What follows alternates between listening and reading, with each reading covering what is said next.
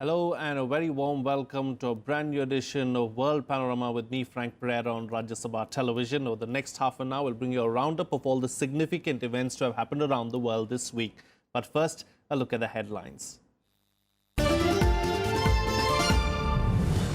Donald Trump's 9-day-long foreign visit to come to an end. Some critics even credit the US president for fulfilling an ambitious agenda on first trip abroad.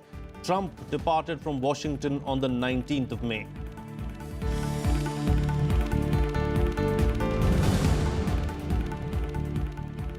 "22 people killed and over 60 injured in a suicide attack in Manchester. Bomber identified as 22-year-old Salman Abedi of Libyan descent. World joins British Prime Minister Theresa May in condemning the attack.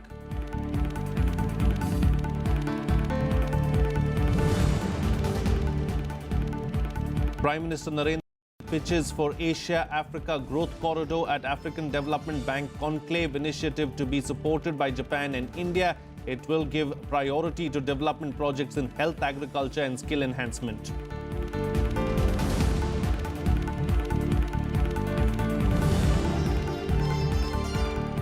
The Roger Moore, dead, aged 89, legendary James Bond actor loses a short but brave battle against cancer. Much-loved star's family revealed the news on social media.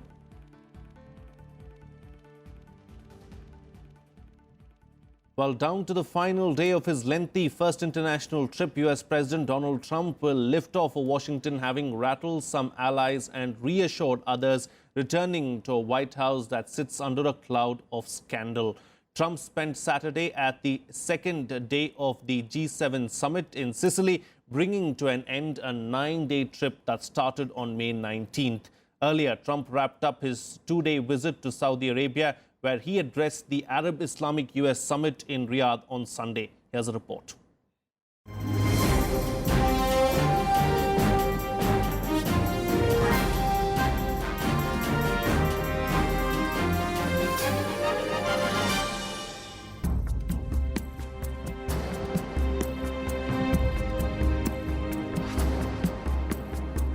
US President Donald Trump arrived in Israel on Monday amid hopes of reviving peace talks between Israel and Palestine.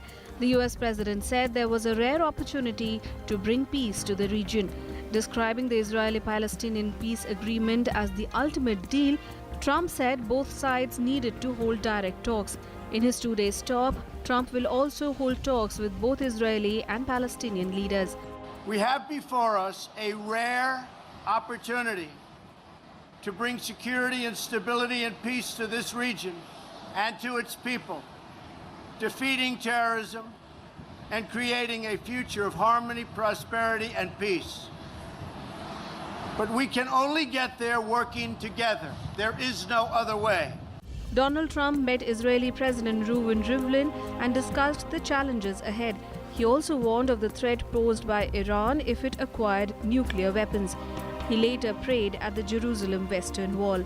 Most importantly, the United States and Israel can declare with one voice that Iran must never be allowed to possess a nuclear weapon, never, ever, and must cease its deadly funding, training, and equipping of terrorists and militias. And it must cease immediately. Earlier, Trump wrapped up his 2-day visit to Saudi Arabia. On Sunday, he met leaders of more than 50 Arab nations at a summit to discuss radicalization. Calling Islam one of the world's greatest faiths, Trump said US was not at war with it. Defining the battle against terrorists as a battle between good and evil, he urged Muslim-majority countries to do their share in the fight against Islamist extremism. The nations of the Middle East will have to decide what kind of future they want for themselves, for their country. It's a choice between two futures, and it is a choice America cannot make for you. A better future is only possible if your nations drive out the terrorists and drive out the extremists. Arab leaders also expressed the need of combating extremism in the region. Terrorist groups do not inhabit the fringes of Islam. They are altogether outside of Islam. They are Khawarij out of Islam. And Arabs and Muslims make up as you pointed out, sir, the majority of their victims. Muslims all over the world should unite. Unite to enhance Ukhuwah Islamiyah, Islamic brotherhood. The unity of Muslims is the key to success of combating terrorism. Trump concluded a 9-day foreign visit to the Middle East and Europe. His first trip after taking office ended on Saturday after visits to the Vatican, Brussels and Sicily. Bureau Report, Rajya Sabha TV. While joining me today to talk about this is Mr. KP Nair, consulting editor of the Telegraph. Welcome and thank you for joining me on the program. What do you make of Donald Trump's first international visit as president, the 9-day-long visit that started, of course, in Saudi Arabia and came to an end finally in Italy? Well, contrary to the popular perception, it is my view that Trump succeeded in achieving many of his objectives, especially during the first leg of the visit to the Gulf. The contracts that were signed, the commercial contracts that were signed, the huge military order that he got when he was in the Gulf advances his economic objectives and in a sense puts America first, which is what he wanted. The other objective of the president was to get the Gulf states to shoulder more responsibility in commonly fighting terrorism. I was in the Gulf when President Trump was in the region, and multiple sources told me that the state of Qatar was at the receiving end of Trump's anger and firmness to get other states to do more for combating terrorism.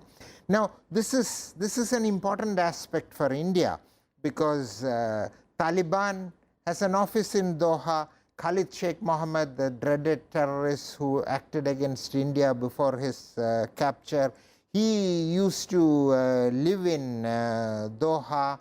So, what Trump told the Emir of Qatar has shades of what Colin Powell, then Secretary of State Colin Powell, told General Pervez Musharraf on 13 September 2001. Are you with us or against us, you know?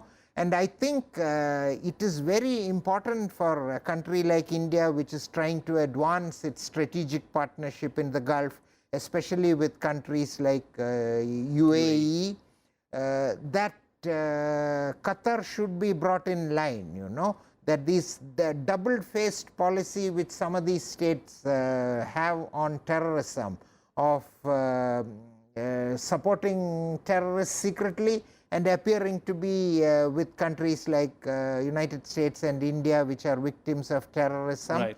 It is very important for us that countries who do this, in this particular specific case Qatar, has been disciplined by Trump. Fair enough. You know, if you could divide the trip into two legs, you know, we spoke about the Asia leg of the tour. Let's talk about the European leg of the tour now. I mean, do you believe that it went off as well as the first leg of the tour, or do you think that there were some hiccups as far as the second leg of the European tour was concerned?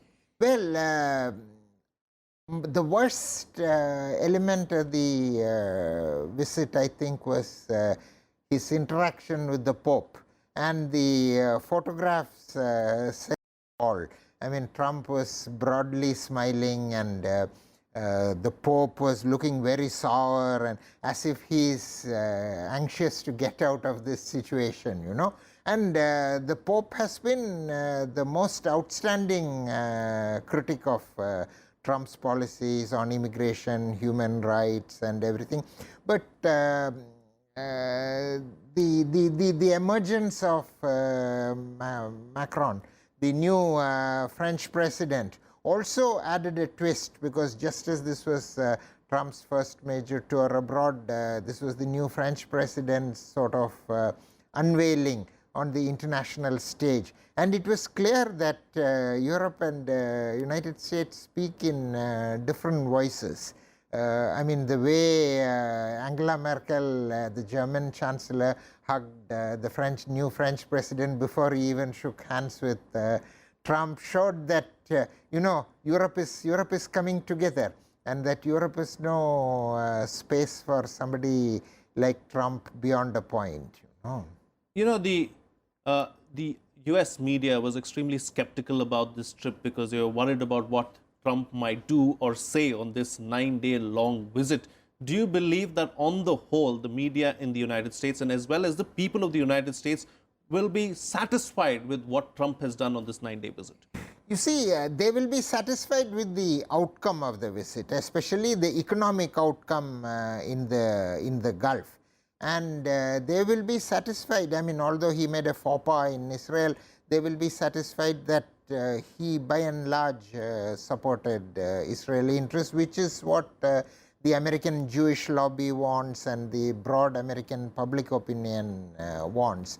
But the media has a hang up about Trump, It's very unfortunate that the American media and our media took the cue from the American media, concentrated too much on Melania Trump swatting the president's hand and pushing one prime minister at the NATO photograph to get to the front. But even in the Gulf, there has been a media fallout, For example, after this talking to that Trump gave to Qatar's Emir, yes. Qatar's Emir, the Al Jazeera and Qatar news agency quoted the Qatar Emir as saying that Trump will not last very long and that he will be impeached and some other outrageous statements. And after half an hour, I think it was realized that this has gone too far. So Qatar took the view that their website has been hacked, but the damage has been done. Indeed. Because this statement attributed to the Emir, which now they say is hacked, also said that Qatar is expelling the ambassadors of UAE, Saudi Arabia, Kuwait and Egypt. All that has been backtracked, but nobody believes this hacking story, I think like our politicians sometimes say that I was misquoted. Hacking has now become an excuse. When things get too hot for political leaders, you say hacked, but in this case the media fall. So as a result, Al Jazeera has been banned. In 2 Gulf countries, Al Jazeera has been banned. So, the media's dealings with Trump is a kind of poison chalice. It can have unexpected and multiple effects. Effects, indeed. On that note, we'll have to call it a wrap on the chat. Thank you so much, Mr. Nayar, for joining us on the program and putting things into perspective for us. Well, moving on. Now, 22 people were killed and over 60 injured when a suicide bomber of Libyan descent blew himself up in Manchester Arena after a music concert. Police confirmed that the attacker died in the attack and identified him as Manchester-born 22-year-old Salman Abedi. British Prime Minister Theresa May condemned the incident, calling it a callous terrorist attack. May was joined by the rest of the world in denouncing the attack. Here's a detailed report.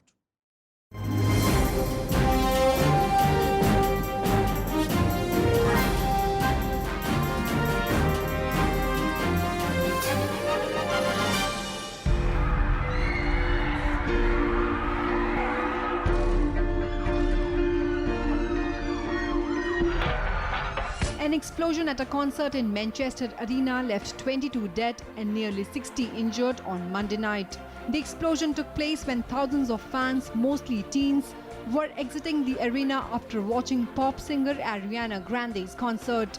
As the first arrest was made on Tuesday in connection with the attack, Prime Minister Theresa May disclosed that the authorities think they know who carried out the atrocity and confirmed they are working to establish if he was acting as part of a terror group. This attack stands out for its appalling, sickening cowardice, deliberately targeting innocent, defenseless children and young people who should have been enjoying one of the most memorable nights of their lives. The police and security services believe they know the identity of the perpetrator, but at this stage of their investigations, we cannot confirm his name. The police later confirmed that a 23-year-old man from Manchester was arrested and they were treating the blast as a terrorist incident. We have been treating this as a terrorist incident, and we believe at this stage the attack last night was conducted by one man. The priority is to establish whether he was acting alone or as part of a network. The attacker, I can confirm, died at the arena.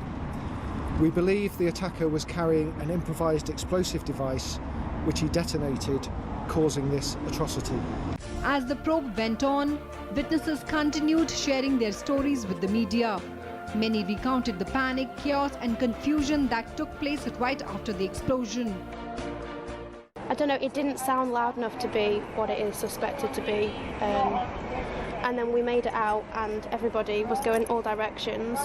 So we thought, well, we're not going to run with all them in case it's a shooter, because would that not be where they go? So we hid under a bridge. We decided to go out and we ran, and people were screaming around us and pushing down the stairs to go outside, and people were falling down, girls were crying, and we saw these women being treated by paramedics that had like open wounds on the legs, no shoes. It was just chaos.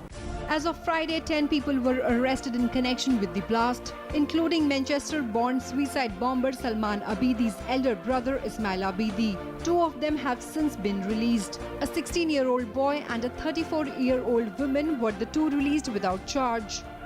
Bureau Report, Rajya Sabha TV. Well, it's time for a short break now, but still to come. Prime Minister Narendra Modi pushes for an Asia-Africa growth corridor supported by Japan and India, which comes days after China's ambitious One Belt, One Road initiative taking off. That and much more on the other side. Stay tuned. We'll be right back.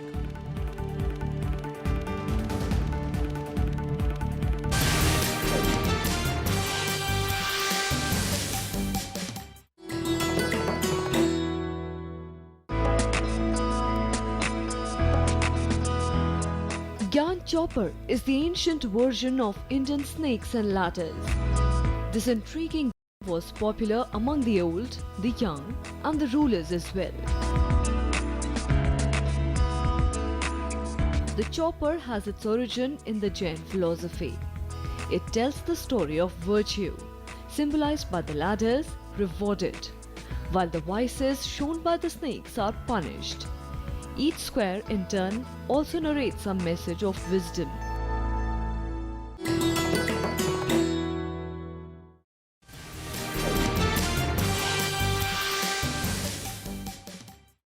Welcome back. You're watching Rajya Sabha Television. Well, India and Germany will focus on a common strategy to find an alternative to the One Belt, One Road initiative led by China. While both countries are already working on cooperation in all international fora, Germany feels that OBOR is China-centric and not worth joining. Germany will also put before India a free trade agreement to increase cooperation between EU and India.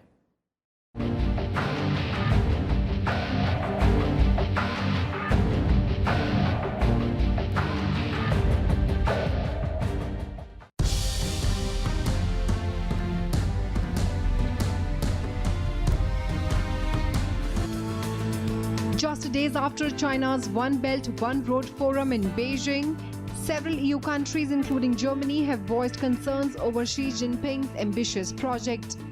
Germany on Tuesday said that OBOR is a Sino-centric project and it sees no meeting point between EU and China. OBOR is a top-down government approach for a Sino-centered trading system. It's not a free trade agreement. It's a trading enhancing system. That's an initiative of one country. The European countries have participated, but have not signed up to the trade declaration of OBOR. They had their hesitations to do so. It's a statement that's sure to go down well with India, who had boycotted the event, saying that the OBOR initiative infringes on its sovereignty.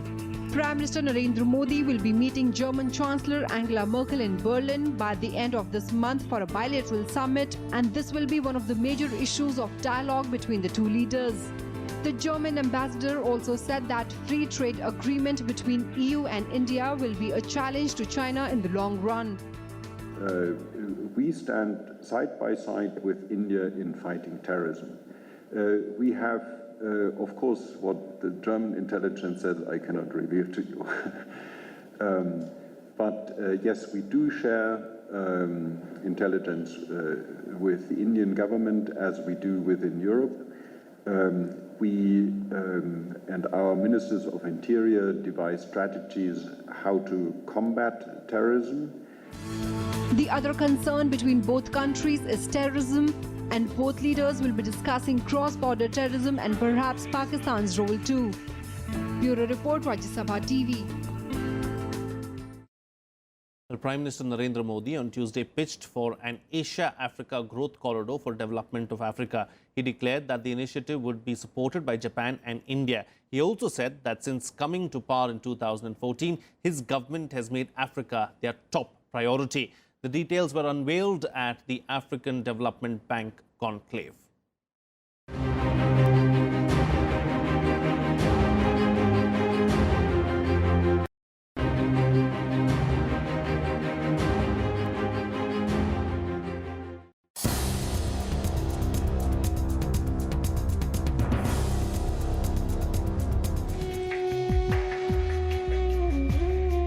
Inaugurating the 52nd annual general meeting of the African Development Bank in Gandhinagar, Prime Minister Narendra Modi pitched for the Asia-Africa Growth Corridor for the development of Africa, which will be supported by Japan and India. The pitch comes close on the heels of China launching its ambitious One Belt, One Road initiative, which aims to connect the Eurasian landmass and the Indo-Pacific maritime routes. India is also working with United States and Japan to support development in Africa. I gladly recall during my visit to Tokyo, Japan, we discussed our commitment for enhancing growth prospects for all.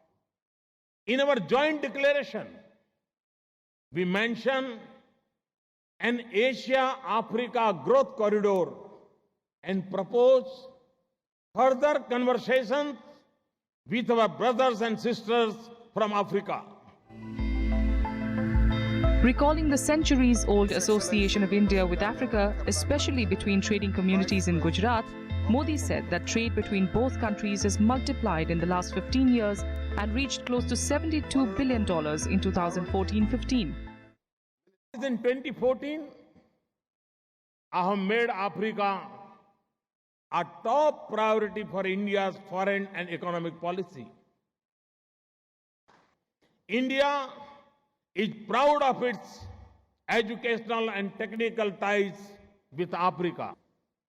India's commodity trade with Africa in 2015-16 was higher than our commodity trade with the United States of America. Listing the government's achievements ahead of the third anniversary of coming to power, Prime Minister Modi said that India has improved upon all macroeconomic indicators over the last 3 years. He also said that India would be honored to share some of the strategies adopted with Africa. In the last 3 years, improved on all macroeconomic indicators.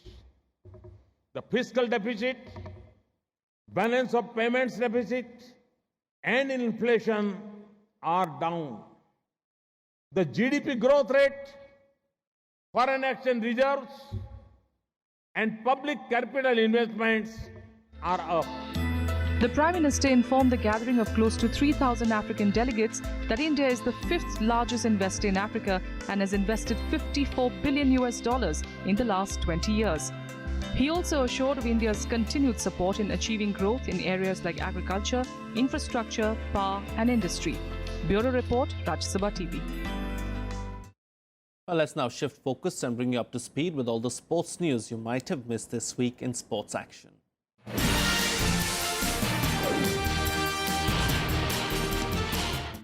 Manchester United won the Europa League title after beating Ajax 2-0 in the final on Wednesday. Paul Pogba's deflected shot put United ahead in the 18th minute.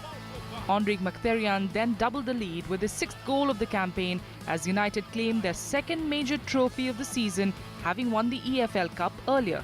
With this win, United became only the 5th team to claim all European trophies. Spain's Supreme Court confirmed a 21-month jail sentence and $2.25 million fine imposed on Argentinian footballer Lionel Messi for tax fraud. Messi, however, is unlikely to go to prison as prison terms of under 2 years can be served under probation in Spain. Messi and his father Jorge, who manages his finances, were both convicted in 2016 of defrauding Spain of $4.6 million in taxes. World number 2 Novak Djokovic said that Andre Agassi will be his new coach after the Serb lost in the Italian Open final to Alexander Zverev. The 12-time Grand Slam winner parted company with his entire coaching team earlier in May. Former world number 1 Agassi will be with Djokovic in Paris for the French Open, which starts on the 28th of May. The news was confirmed after German Zverev stunned Djokovic 6-4, 6-3 to win in Rome. The ICC Cricket Committee made a number of recommendations to provide context to international cricket during the panel's meeting in London on the 23rd and 24th of May. The recommendations primarily suggested greater context to Test cricket, the use of DRS in 2020 internationals, and for the game to be involved in the Olympics. The Cricket Committee expressed unanimous support for the implementation of a Test championship. This was necessary to provide context that is seen as vital to sustaining Test cricket. If the changes are approved, the new ICC playing conditions will come into effect from the 1st of October. Bangladesh defeated New Zealand by 5 wickets in the Tri-Series finale, including Ireland, on Wednesday at the Clontarf Cricket Club ground in Dublin, thus registering their first away win against the Black Caps. An unbroken 72-run stand between Mushfiqur Rahim and Mahmudullah saw Bangladesh chase down the 271-run target with 10 balls to spare. Mushfiqur finished on 45 not out in a partnership that was dominated by a superb innings from Mahmudullah, who scored 36 balls of 46 with 6 fours and a 6.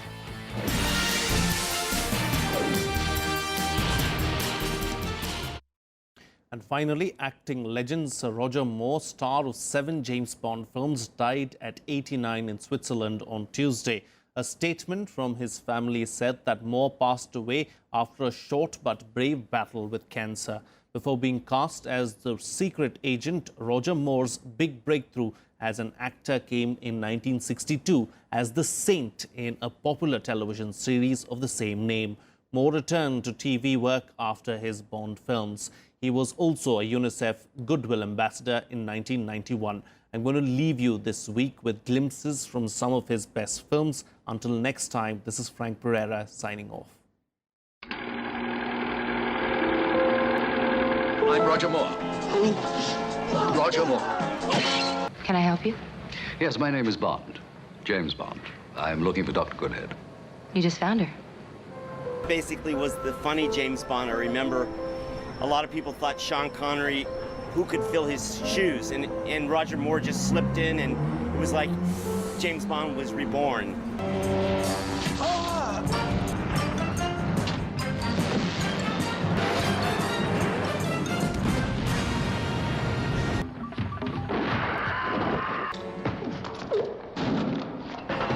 Put me down!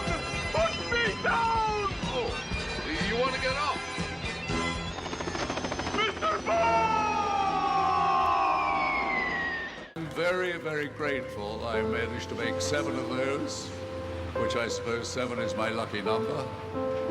And sadly, I had to retire from Bond because the girls were all getting too young.